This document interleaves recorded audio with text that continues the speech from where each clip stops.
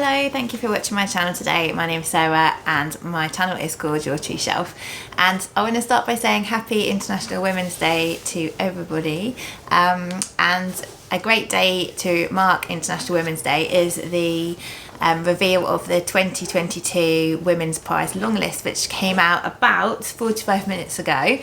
So I watched the announcement video on YouTube, and I've just made a lot of notes for the last 45 minutes on the books because I'd only actually heard of 2 of the books.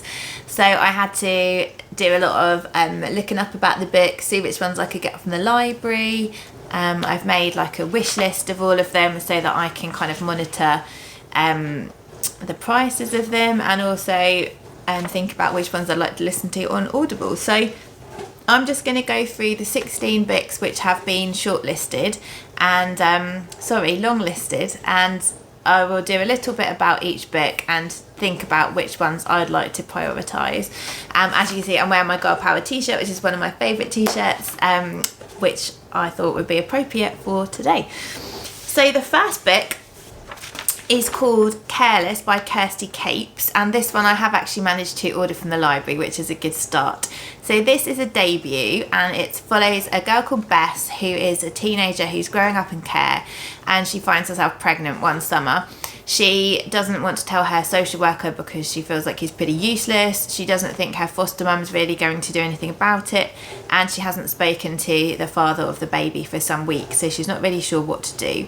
But it's a coming of age story which apparently also celebrates female friendship, and the blurb said that if you are a fan of Queenie, then this would be a good book for you, and I loved Queenie, so I'm very excited for this one. This is one of the ones I'm most interested in.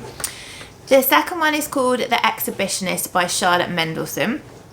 This is about the Hanrahan family, and the dad is an artist. He's preparing for an exhibition over a weekend, and he has 3 daughters, all of which are going through their own things, and his wife.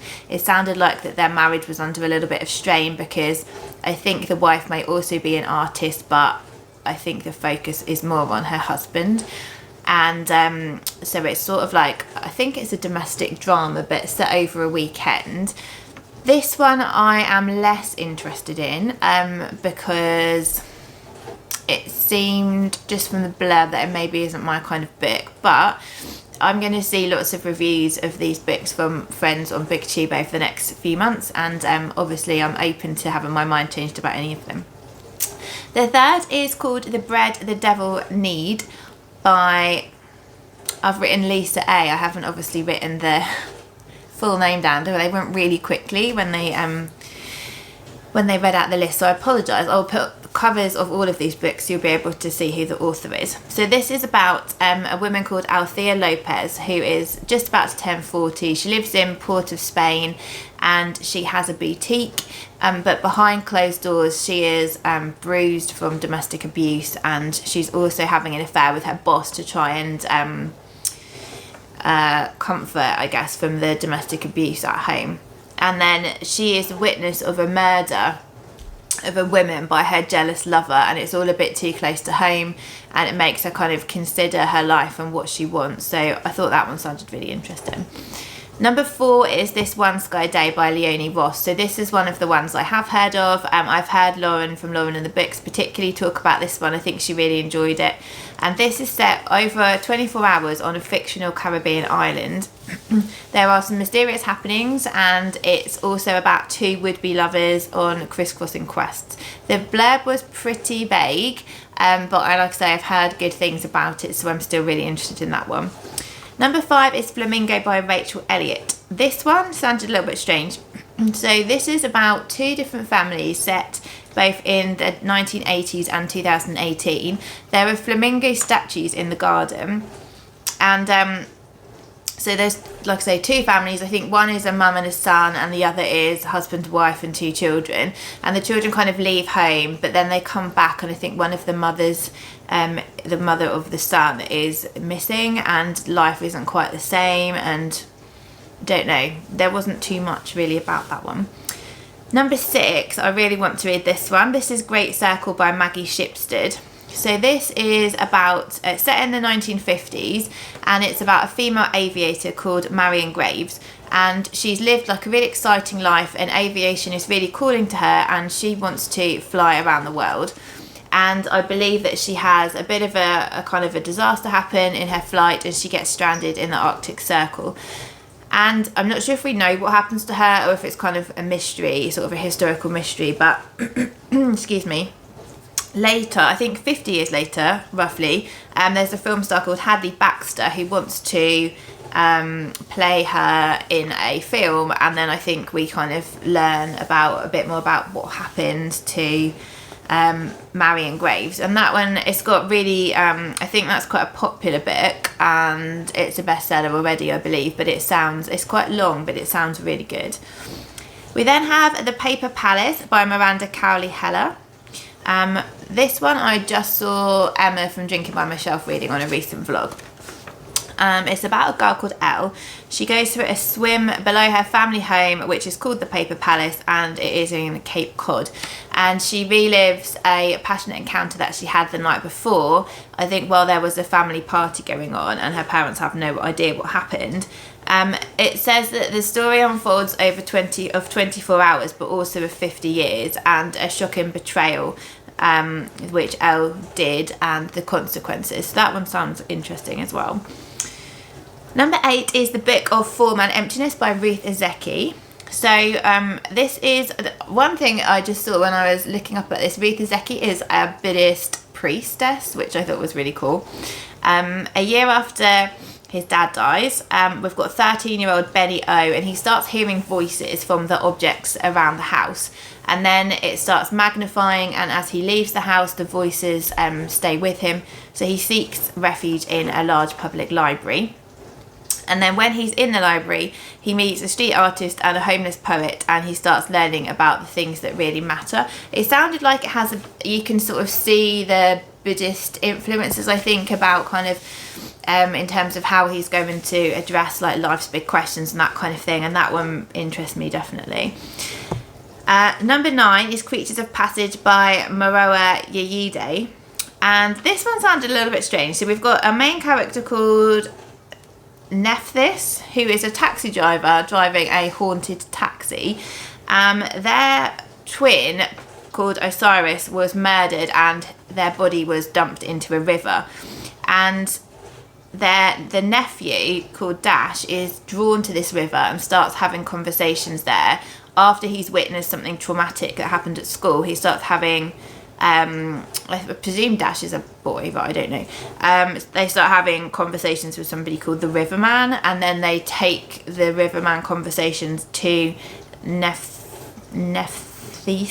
Sorry, I don't know how you pronounce this. Nephthys. To sort of work it out together. So it sounds a little bit different, that one. So I'm not sure about that one, how I feel about wanting to read that at the moment. Number 10 is Remote Sympathy by Catherine Chidgey. This one I'm really interested in. So this is about a woman called Greta Hahn who moves from Berlin to Buchenwald, and behind her new house, which she really likes, there's a work camp, and her husband is in the SS and he gets a job as camp admin.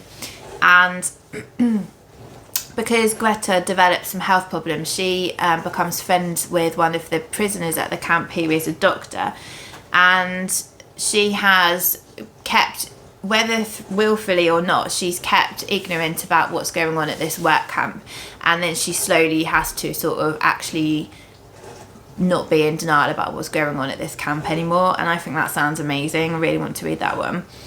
Number 11 is one which is really well known on BookTube already, and that is Sorrow and Bliss by Meg Mason. So this is about a woman called Martha who is beautiful and a writer and clever, and she has a husband, and then everything seems to just go wrong, and her husband leaves, and she wonders why everything is broken in her life. And she's been diagnosed with this mental illness, which I believe is never named. People at work have read this and really enjoyed it. But I think it had, I'm pretty sure I saw it reviewed on, I think I've watched the episode where it's reviewed on Sarah Cox's show, between the covers, and I think there was a little bit mixed reviews from what I remember. Number 12 is The Island of Missing Trees by Elif Shafak. This one sounds amazing. So this is set in 1974 in Cyprus, and there's a tavern where two men meet. So there's Kostas, who is Greek and Christian, and there's Dawnie, who's Turkish and Muslim, and they meet in secret and they enjoy like music and good food and stuff like that. And then there's a war breaks out, and I believe the whole town is flattened, and then we sort of lose track of what happens to them. And then decades later in London, that we have a 16-year-old called Ada, and she's searching to try and find out what's happened to her family and look back through her cultural history. And so I guess we're then going to find out about Dawnie and Kostas, and I think that sounds amazing. I've never read Elif Shafak, and she gets such good reviews that I really would like to prioritise that one. Number 13 is Build Your House Around My Body by Violet Kupersmith. So this is about two Vietnamese women who go missing several decades apart. So one of them in 1986, one of them in 2011. And it says that they're linked by ghosts, ancestors and history. And I think it's kind of sort of unpicking stuff about Vietnam, and also how sort of history and present day sort of tied together. And I don't think I've ever read a book set in Vietnam, so that would be really cool to do so. Number 14 is Salt Lick by Lulu Allison. This sounds like a sort of post-apocalyptic sci-fi type book. This is where in Britain sea is coming inland, there's swamps, the countryside is empty because everybody's had to move to the cities for jobs, all of our food is grown abroad, and it follows three different characters who are looking for different things. At the moment that would be the one I want to read least, sorry. Number 15 is The Sentence by Louise Erdrich. This is a bit of a comedy. So this is set in an indie bookstore in Minneapolis, and there's the most annoying customer has died on All Souls Day, and she haunts the bookstore for a year, and I'm guessing she is pretty annoying, seeing as she is their most annoying customer. And then there's a bookseller called Tuki who has spent a long time in prison, and she is the one who is trying to solve how to get rid of this ghost and what's going on. And then the final book is called The Final Revival of Opal and Neve by Dawnie Walton. This one sounds really cool. So this is about Opal, who is a black punk artist in the 1970s, and she meets a singer-songwriter called Neville, and they kind of form a duo, and they are finding their niche in 1970s New York City. And excuse me, I believe somebody does an act of racism at one of their gigs, and Opal basically does a bold protest to this act of racism, and I think that sets off a lot of consequences, and it's kind of as a duo I think they're sort of no more. And then in 2016 they're considering a reunion, and there's a journalist who decides that they're going to sort of dig into the past of Opal and Neve, and things start turning a bit sinister for the journalist. So that is the 16, that is the list. It was a bit of a quick fire go through, but I'm sure these books will all become a lot more familiar to us over coming weeks, and I'll definitely be watching other people's reactions videos. So of the list so far, I would say that I most want to read Great Circle by Maggie Shipstead, Remote Sympathy by Catherine Chidgey, The Final Revival of Opal and Neve would be my top 3 probably, but I'm also really interested in This One Sky Day, Build Your House Around My Body, Sorrow and Bliss, and The Book of Form and Emptiness. I'd say they're probably the ones that I want to read most, and like I say, Careless by Kirsty I've already ordered from the library. So if you've read any of these books, it would be really great to hear what your thoughts were about them, and if you haven't read any of them, then it would be lovely to know what you're most enthusiastic about reading.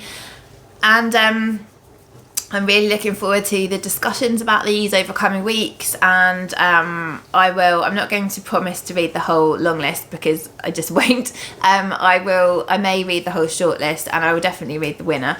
But yeah, I really look forward to hearing your thoughts, and I hope you're excited by the list like I am, and I'll speak to you all soon. Bye!